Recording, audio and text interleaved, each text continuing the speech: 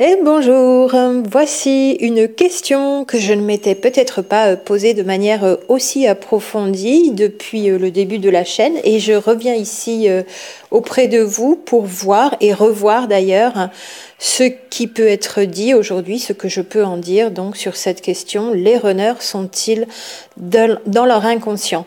Et surtout aujourd'hui en prenant bien garde, en faisant bien attention de ne pas subir l'influence de la pensée des autres, des affirmations qui passeraient par là, même une seule, qui peuvent être orientées par le vécu de la personne, par conditionnements qui viennent de son éducation, sa formation, son environnement d'enfance et surtout les peurs. Nos conditionnements viennent vraiment de nos peurs. Je vous invite d'ailleurs à cet égard, au passage, à voir si l'idée que vous forgez sur les choses et notamment sur la relation flamme jumelle et sur qui vous êtes dans cette relation vient vraiment de votre propre pensée autonome et sinon refaire un petit peu la part des choses. Donc, en réfléchissant, je me suis donc posé cette question. Alors, quand je parle de réflexion, entre parenthèses, j'ai ma façon à moi de réfléchir aujourd'hui. Penser beaucoup moins, même si j'ai l'air de penser beaucoup en parlant beaucoup ici. Quand je mets des idées sur le papier pour faire ces vidéos ou quand j'ai des idées en tête pour faire ces vidéos, c'est vraiment sectorisé, centré et beaucoup moins de pensée dans tous les sens et en pensant mieux, en pensant moins, on pense mieux. Et surtout, ma façon de penser, voilà, pour vous le dire, c'est je me pose une question me vient comme ça en tête. Je me mets soit en situation de détente ou encore mieux en relaxation ou encore mieux en méditation. Je pose ma question. Des fois, c'est après une nuit de sommeil ou une sieste rapide de 20 minutes au cours de la journée et j'attends que les idées et les infos viennent. C'est-à-dire quand je parle de réfléchir à la question, c'est surtout je me suis posé la question et j'ai attendu que les réponses viennent. Si vous testez ce genre de façon de réfléchir à une question qui vous taraude comme ça, vous verrez, il va se passer des choses intéressantes si vous laissez les réponses venir en étant dans la paix intérieure, si vous pouvez, ou à minima en retrouvant un petit peu de calme. Runners comme Chaser sont des êtres humains. Angéliques d'ailleurs, mais sont quand même des êtres humains avant tout ici incarnés sur cette terre. Deux profils spécifiques et on est bien soit runner, soit chaser. Moins on est runner, moins on est chaser. Au début, à la rencontre, moins ça ressemble à la relation flamme jumelle. Mais ça va s'estomper au cours de la relation. Ces deux-là arrivent l'un au devant de l'autre avec leur profil, leur personnalité de fonctionnement dans la relation, inclus dans leur personnalité qui est elle beaucoup plus grande, est teintée d'une dominante de polarité. On a toujours vu que Chaser dominante yang au niveau de sa personnalité, et si c'est une femme, il y aura un corps yin, un homme, un corps yang, bien sûr. Runner dominante yin au niveau de la personnalité, et si c'est un homme dominante yang au niveau du corps, et si c'est une femme runner dominante yin au niveau du corps.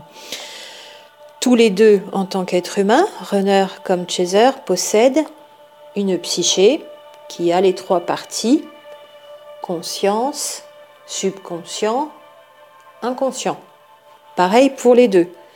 Il n'y en a pas un qui n'aurait que la conscience et l'autre qui ne serait que dans l'inconscient et ne posséderait que la partie inconsciente. Tous les deux ont une psyché complète, ou alors ce ne seraient pas vraiment des êtres humains à part entière.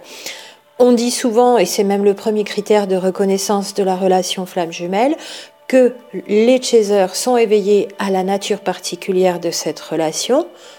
Deuxième critère d'ailleurs, c'est celle qui va de l'avant, le chaser, qui veut la relation dans un mécanisme de poursuite. Donc poursuivant, c'est aussi la traduction non littérale du mot chaser de l'anglais au français, qui veut communiquer, qui veut savoir pourquoi l'autre commence déjà à se mettre en retrait ou qui veut des explications sur telle ou telle chose qui peut ne pas bien se passer dans le duo, et encore, et finit finalement par être quelque part un peu ou beaucoup dans le contrôle. Effectivement, c'est vraiment ça qui décrirait en tout premier lieu le profil chaser, éveillé à la nature particulière du lien, voulant la relation, ça entraîne un mécanisme de poursuite, d'où son nom en anglais, et finissant finalement par être dans le contrôle en voulant contrôler cette relation, voire même en voulant contrôler son autre à certains moments.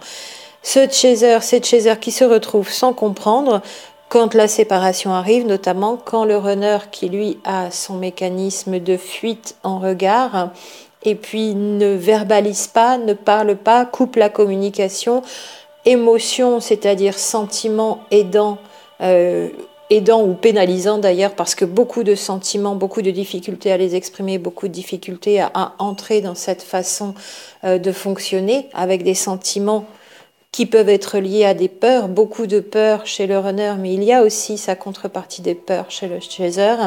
Cette façon dans l'émotivité de ne pas réussir aussi à gérer tout cela, peur et sentiments, chez le runner fait qu'il se bloque d'une certaine façon et se met de côté, voire fuit, voire ne répond plus, là où le chaser aussi bloque, mais justement en étant sur le dos de son runner, on pourrait dire ça comme ça pour imager.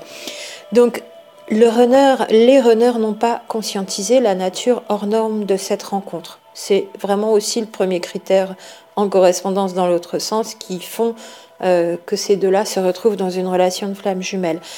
Pas conscientiser la nature hors norme de cette rencontre et de cette connexion d'âme face à une seule âme, donc dans deux corps incarnés avec une force vraiment hyper vibrante qui peut être déstabilisante.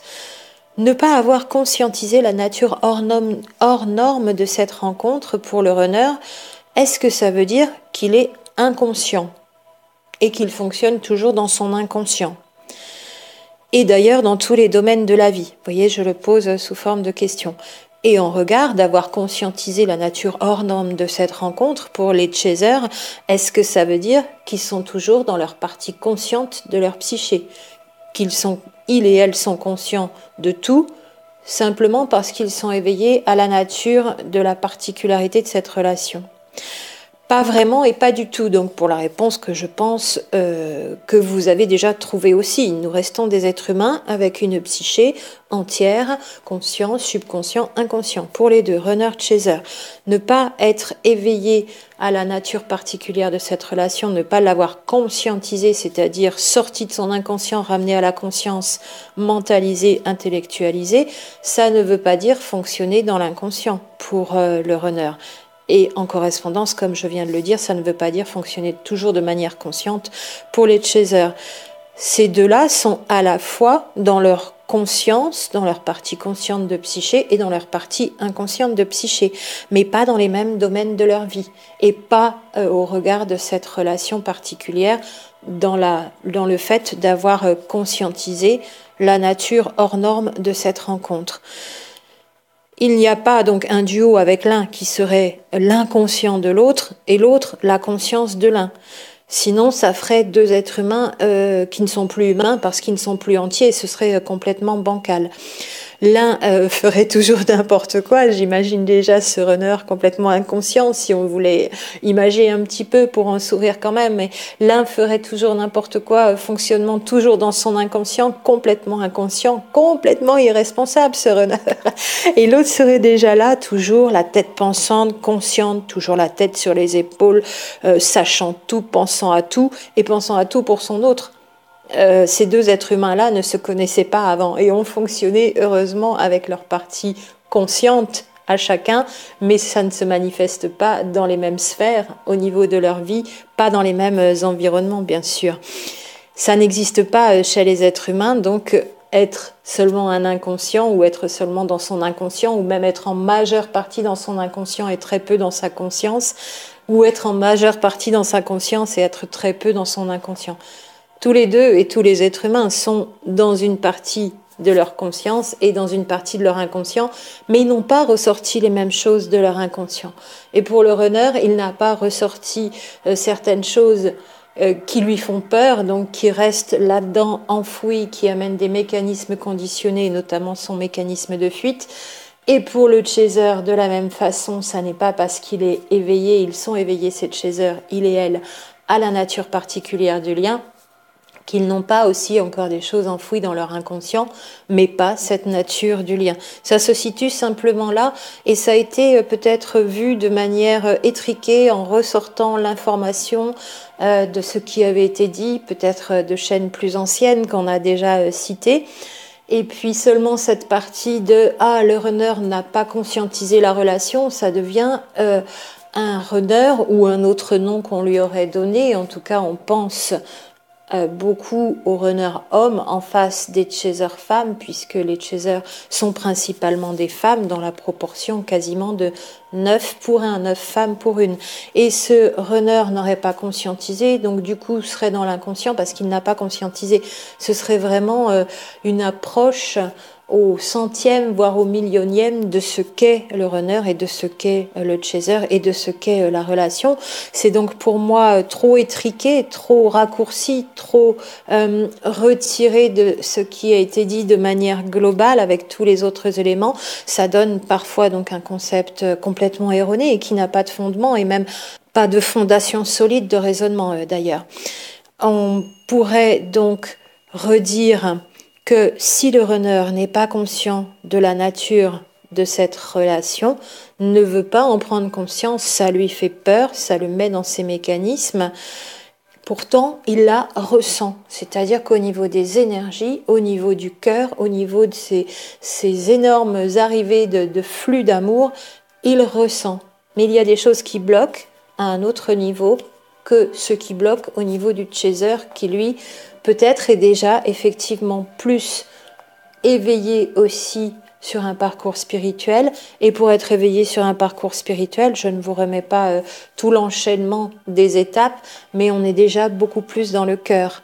Donc, un chaser, des chasers, hommes et femmes, qui ressentent au niveau du cœur, dans une ouverture du cœur qui était déjà latente et qui s'est faite d'un coup, et qui sont éveillés à la nature particulière de ce lien, donc qui l'ont bien en conscience, qui l'ont conscientisé, là où en face on a des runners qui n'étaient pas dans cette ouverture du cœur, donc peut-être pas encore prêts à accueillir un tel amour, plus psychique, donc dans leur partie mentale finalement, ce qui ne veut pas dire qu'ils n'ont pas une spiritualité latente et qu'ils ne sont pas déjà en train de communiquer à un autre niveau, notamment avec leur troisième œil, etc.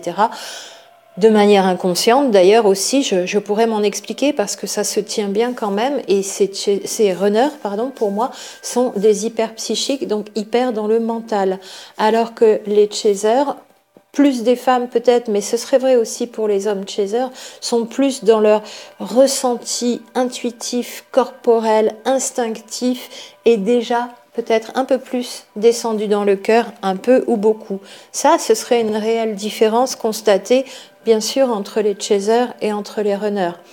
C'est peut-être moins marqué, effectivement, dans les duos chaser-homme, runner-femme, et je n'ai pas assez de recul sur les duos homme-homme et femme-femme, où là, donc, chaser et runner sont soit deux hommes, soit deux femmes. Voilà ici, au niveau du runner, pour moi, que c'est reprécisé. Il est comme ça bloqué dans ses peurs. Ses ressentis sont bien là, mais il y a les peurs à un niveau psychique de manière inconsciente qui bloque. Cette relation lui fait peur, cette énormité de flux d'énergie, cet afflux énorme d'énergie le met dans l'incompréhension. Moi, c'est comme ça que vraiment je ressens ce que vous me dites aussi dans les comportements par rapport à votre autre. Et je pourrais juste encore vous reciter la petite anecdote par rapport à nos premiers rendez-vous professionnels avec mon jumeau à moi, où je me suis aperçue, mais après coup, parce que sur le moment, j'avais l'impression qu'il était froid, pas très communicatif. Or, on me l'avait décrit comme cool pour quelqu'un qui a ce genre de profession. Et j'avais vraiment l'impression, pour l'image, j'en rigole encore, que s'il avait pu se cacher sous son bureau, se mettre sous son bureau, il était vraiment très rapproché de son écran, voûté. Moi, je suis toujours un peu penchée sur les bureaux, assez, quelles que soient les personnes en face de moi, pas que personne ne m'impressionne, mais si, personne ne m'impressionne finalement, et assez avenante, partant dans mes demandes, ce que je voulais, ce dont j'avais besoin. Et je me suis aperçue, même plusieurs mois après, qu'effectivement, il était presque tétanisé. Donc, un afflux d'énergie. Moi, je suis arrivée là un peu avec mes gros sabots, mes demandes, parlant beaucoup. Et lui, complètement resté muet, presque, parlant très peu par rapport à l'échange qu'on devait avoir. J'en rigole aujourd'hui, mais ça a dû être très, très difficile à vivre. Et cette image-là, je l'ai vraiment gardée et ça me fait me poser des questions pour vous autres du haut, et du coup vous posez la question, comment s'est-il comporté dans les premières fois ou avant la séparation? Qu'est-ce qui s'est passé? Quels événements qui annonçaient cette séparation sont arrivés? Et puis c'est comme ça, beaucoup d'éléments où de plus en plus l'autre dit je peux pas, je veux pas, je peux pas te donner ce que tu veux, ça va être de trop. Attention toujours à vérifier quand même que vous êtes bien avec les autres critères de la relation, parce que ça ne suffirait pas bien sûr à dire que c'est une relation flamme jumelle.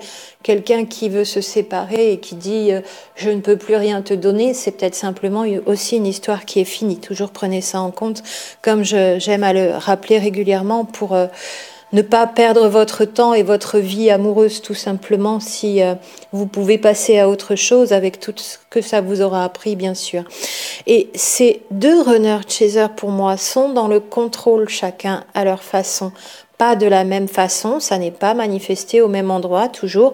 Ce qui ne veut pas dire, d'ailleurs, attention à ne pas interpréter de manière erronée là non plus, que si nous sommes tous les deux dans le contrôle, nous sommes tous les deux un peu runner-chaser. Non, c'est le fait d'être dans le contrôle à certains moments, dans certains environnements de vie, qui font le profil chaser, et de la même façon d'être dans le contrôle, mais dans ces autres environnements de vie en correspondance inversée, qui font le runner.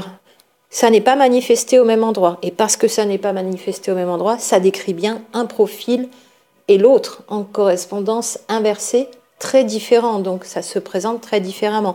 Et pour moi, on est vraiment à la rencontre dans ces profils qui vont avoir à s'estomper par la suite, pendant la séparation, puisque c'est le but, se libérer de tout ce qui n'est plus utile dans ces profils, dans cette personnalité, dans cet ego.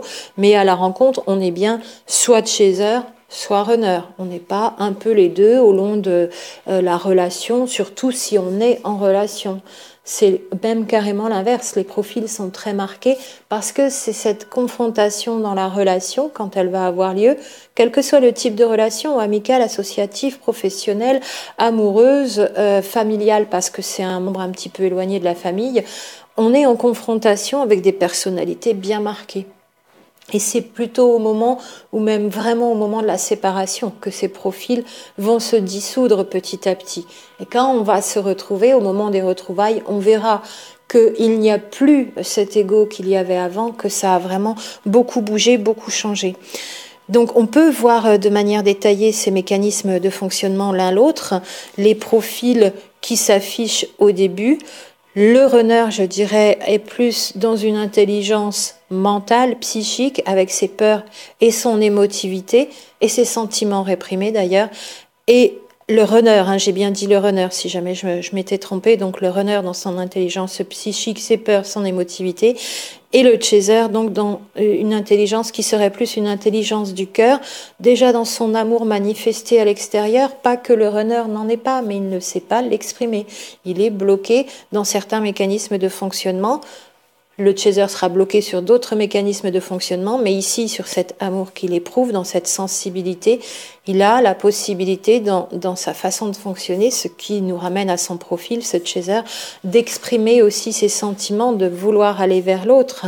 Alors pas forcément dans des grandes démonstrations et des grandes déclarations, quoique les chasers seraient le plus le profil des deux qui a le plus l'envie de se manifester comme ça, de manière peut-être plus marquée, et alors que ce sont des chasers femmes, donc c'est assez amusant.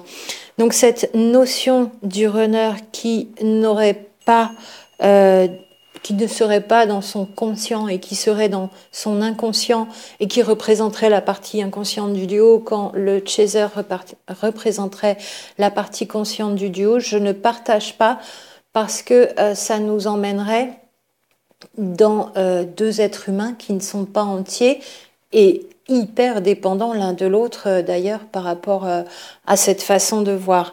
Un petit rappel, mais je vous en avais parlé déjà dans cette autre vidéo sur conscientisation et différence entre conscientisation et ouverture de conscience. Et je vous parlais d'ailleurs du défi des jumeaux et des peurs des jumeaux, des deux côtés d'ailleurs, mais qui ne sont pas les mêmes. Cette différence entre inconscient, conscientisation, ouverture de conscience, vous voyez, il y a beaucoup de termes et d'expressions à définir, mais là on sera sur conscientisation, qui n'est pas à confondre avec ouverture de conscience. Je vous en parlais d'autres déjà dans cette autre vidéo, c'était la numéro 239. C'est le fait de conscientiser la conscientisation, le fait de réaliser que, de se rendre compte que, de prendre conscience, de découvrir que et de prendre acte. Donc c'est très proche de la mentalisation, intellectualisation, même si dans le détail on pourrait faire encore un petit peu de différence. Une réflexion donc autour d'un phénomène auparavant inconnu, inconscient d'ailleurs, et on le ramène à la conscience. Donc, un petit peu différente dans ce sens-là de mentalisation, intellectualisation, mais ça s'en rapproche. Conscientisation, prendre conscience, faire ressortir des infos ou des phénomènes autrefois inconnus, ignorés, les ressortir de l'inconscient pour les ramener à la conscience. Avant, ils n'étaient pas pris en compte, ces éléments, et maintenant, ils le sont. Donc, on ramène à la conscience cette partie du mental, psyché, qui comporte le conscient, le subconscient, l'inconscient. Et l'ouverture de conscience, c'est toujours sous-entendu conscience spirituelle. En fait, c'est l'adjectif qui manque à chaque fois. Ouverture de conscience, c'est conscience supérieure, conscience spirituelle. Il y a une confusion avec le fait d'être en état d'éveil et être conscient dans le sens je réalise ce qui se passe autour.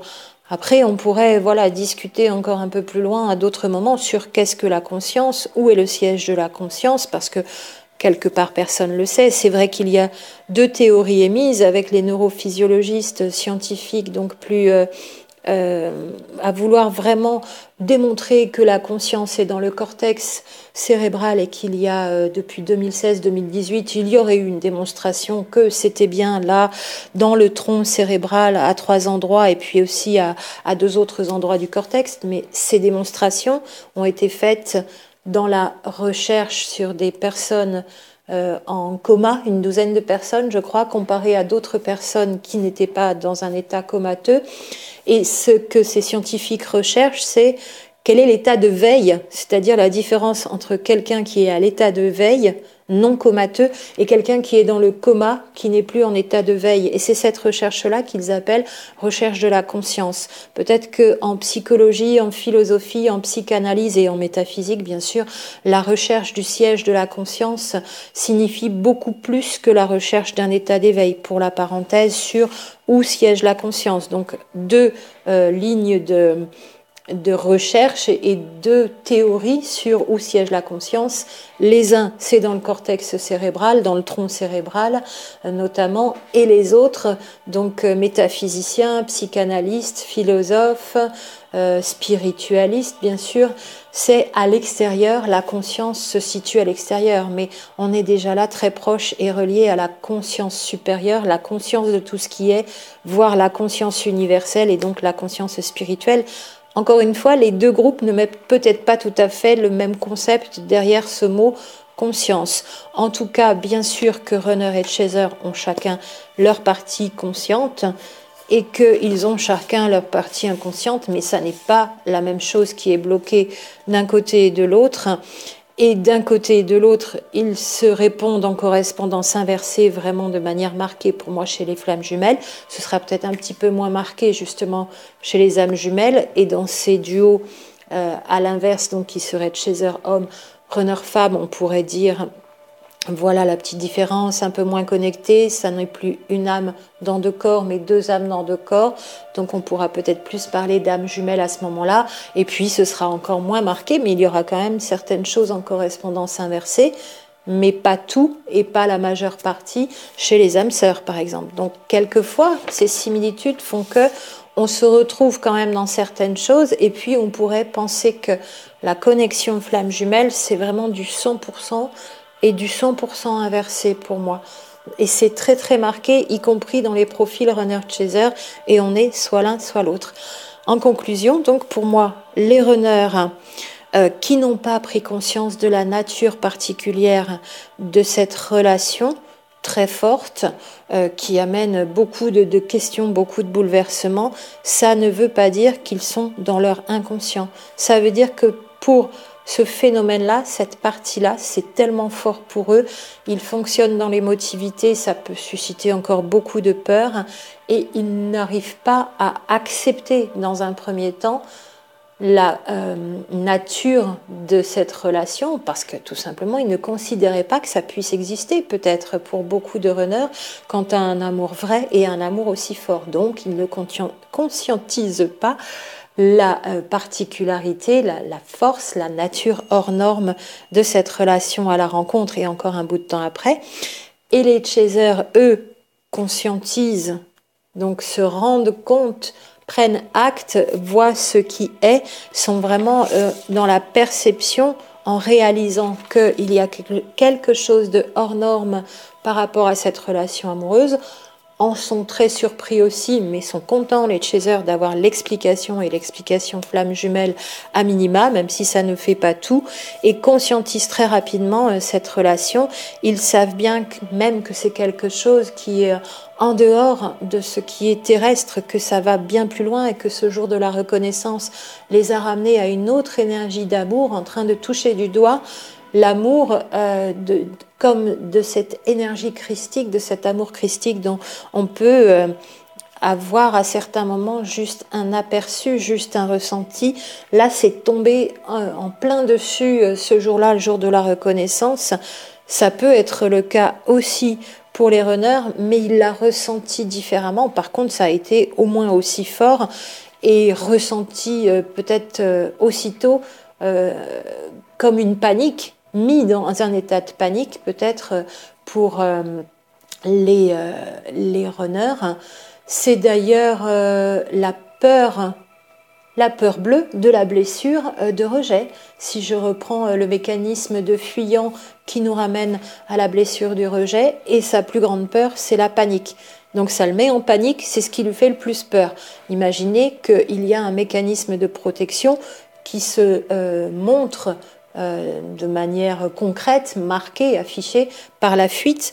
Je comprends un petit peu mieux les mécanismes de départ, de réaction que peuvent avoir donc les runners dans cette façon de se comporter dans la fuite, dans les peurs, dans une trop forte émotivité, des sentiments qui ne sont pas gérés, des peurs, panique, d'être en panique, de la panique, de ne pas savoir comment faire, et quelque part c'est aussi une peur de la perte du contrôle pour les runners. Et tout cela, runners-chasers sont amenés à les transformer. Donc on pourrait reprendre de manière plus détaillée aussi la question, est-ce que les chasers sont dans leur pleine conscientisation ? Et à quel niveau, quoi, comment, ça pourrait être intéressant de le voir assez rapidement en détail puisqu'on en a déjà vu un bout. Donc ça pourrait peut-être faire l'objet d'une petite et courte vidéo jumelle, promis. Voilà pour les runners. Pour moi, ils ne sont pas dans leur inconscient, ils ne représentent pas la partie inconsciente du duo. Ça n'est pas deux moitiés et puis un cube rouge, un cube vert et ça forme en entier tout cela. Ce serait vraiment très réducteur de dire le cube rouge c'est la conscience, le cube vert c'est l'inconscient. Il faut que je mette les deux pour avoir une psyché entière. C'est pas possible chez un être humain, on l'a vu dès le départ, ça n'existe pas, un être humain sans conscience et un être humain qui n'est jamais dans son inconscient. Voilà pour ces précisions ici et pour cette réponse que je souhaitais vous apporter un petit peu plus en détail sur les runners, bien sûr, ne sont pas uniquement dans leur inconscient et ne représentent pas uniquement la partie inconsciente du duo. Et je vous dis à tout bientôt, portez-vous bien.